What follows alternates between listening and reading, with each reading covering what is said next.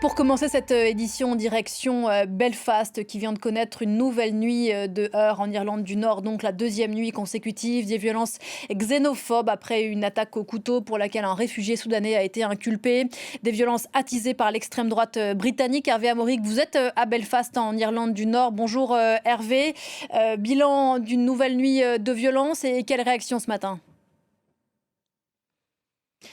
Eh bien, évidemment, pendant la journée, la situation redevient calme et on attend sans doute ce qui va se passer à la tombée de la nuit, car la nuit dernière, la police avait une présence massive à travers les points chauds et c'est à la périphérie de la ville que les choses, il ne s'agit pas de manifestation, directement une émeute, quelques centaines d'hommes habillés en noir, cagoulés, avaient l'intention de traverser l'autoroute pour aller incendier un hôtel qui abritait des émigrants. La police est intervenue en masse avec des Land Rover blindés, avec des canons à eau pour les repousser. Et bien sûr, c'est la police qui a essuyé les coups avec une vingtaine de policiers blessés et avec 19 arrestations également. Et donc, cette violence a évolué, a changé un peu depuis la nuit dernière. Mais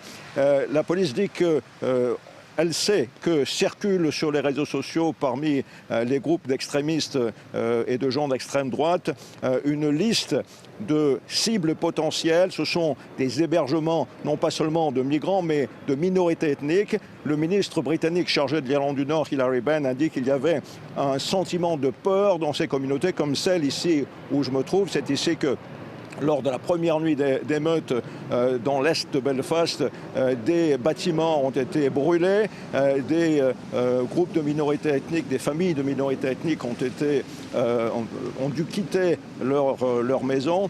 Et on sait que ce matin, il y a eu des menaces contre des infirmières des infirmières indiennes qui travaillent à l'hôpital et qui ont été sommées par des extrémistes de quitter leur maison sous peine d'être incendiées. Et elles ne sont pas arrivées au travail. Donc, il y a toujours en Irlande du Nord un potentiel pour que les choses dégénèrent davantage. Pour l'instant, la police estime que les groupes armés protestants, les groupes loyalistes, ne sont pas impliqués directement dans ces violences. Sinon, au lieu de recevoir des pavés, la police aurait sans doute reçu des cocktails Molotov. Mais il est clair que les dirigeants politiques qui appellent au calme ne sont pas entendus par beaucoup de gens dans ces communautés loyalistes ici où je me trouve. Justement, Hervé, quel écho ces émeutes trouvent-ils dans le débat politique aujourd'hui au Royaume-Uni ?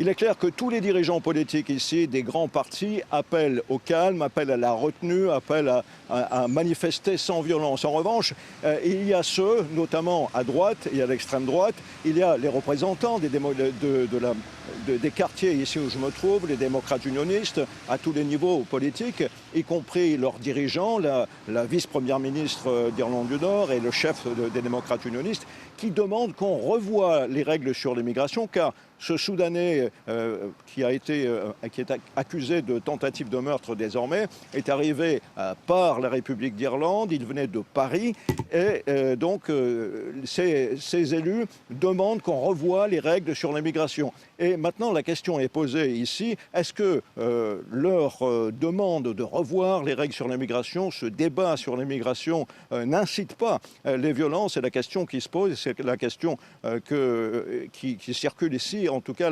l'immense majorité des Nord-Irlandais souhaitent ne pas retourner vers des images et des mémoires du passé avec des écoles qui doivent fermer à 11h du matin, avec les transports publics qui s'arrêtent de peur de voir leurs agents incendiés et leurs bus incendiés et les magasins dans le centre-ville qui doivent fermer dès la fin de matinée.